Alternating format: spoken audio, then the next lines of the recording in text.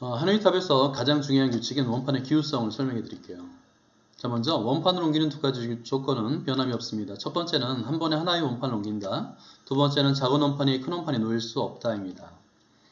기둥과 원판에 이름을 붙이는 것은 굉장히 중요한데요. 세 개의 기둥을 왼쪽부터 기둥 A, 기둥 B, 기둥 C라 하고요. 서로 다른 원판은 크기가 작은 원판부터 1번 원판, 2번 원판, 3번 원판, 4번 원판 등으로 이름을 붙일게요.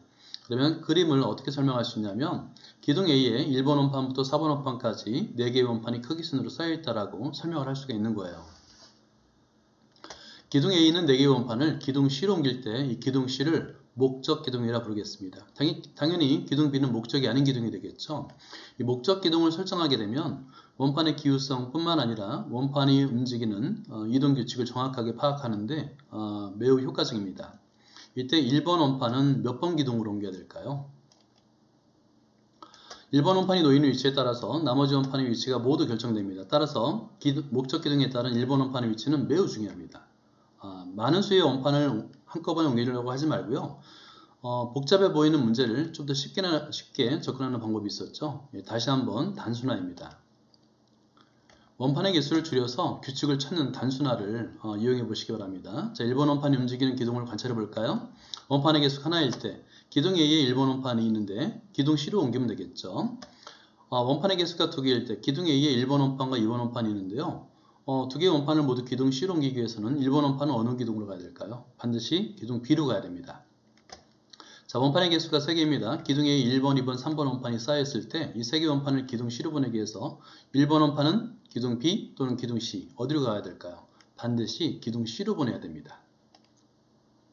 자, 원판의 개수 그리고 1번 원판이 옮겨지는 기둥을 한번 볼게요. 원판의 개수가 하나일 때 1번 원판은 반드시 기둥 C로 가야 되고요. 원판의 개수가 2개일 때 1번 원판은 기둥 B로 옮겨져야 됩니다. 그리고 원판의 개수가 3개일 때 1번 원판은 반드시 기둥 C로 옮겨져야 됩니다. 자, 기둥 A에 있는 4개의 원판을 기둥 C로 옮길 때 1번 원판은 어느 기둥으로 옮겨야 될까요? 자, 답은 1번 원판은 기둥 B로 옮겨야 됩니다.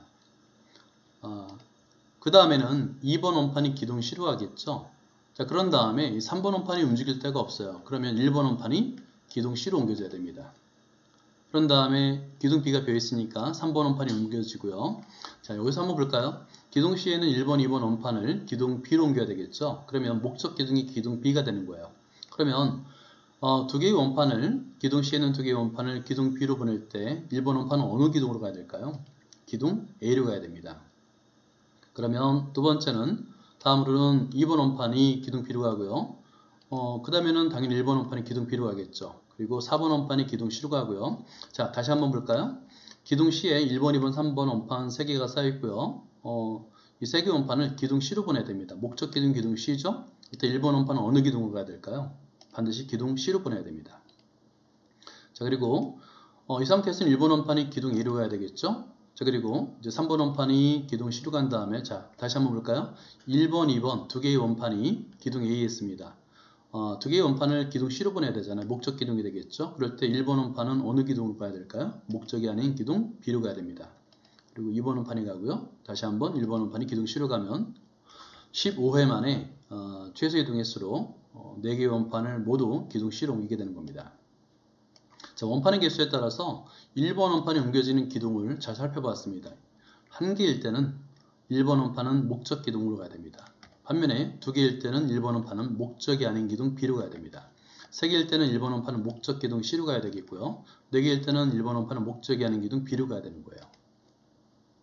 자, 원판의 기울성을 다시 한번 정리해 드릴게요. 원판의 기울성은 원판의 개수가 홀수일 때 1번 원판은 목적 기둥으로 가야 됩니다. 반면에 원판의 개수가 짝수일 때는 1번 원판은 목적이 아닌 기둥으로 옮겨야 됩니다. 원판의 기울성을 알면 원판의 개수에 상관없이 실수하지 않고 모든 원판을 최소의 이동 횟수로 옮길 수가 있습니다. 그 원판의 기울성은 하노이 탑의 핵심 규칙이라고 할 수 있는 거예요. 다음 편에서는 최소의 이동 횟수의 표현에 대해서 설명할 예정입니다. 규칙이 있는 수열은 표현 방법에 따라서 내재되어 있는 수학적 규칙을 정확히 발견하는 데 도움이 되곤 합니다. 수학에 대한 모든 것을 여러분과 함께 나누겠습니다. 감사합니다.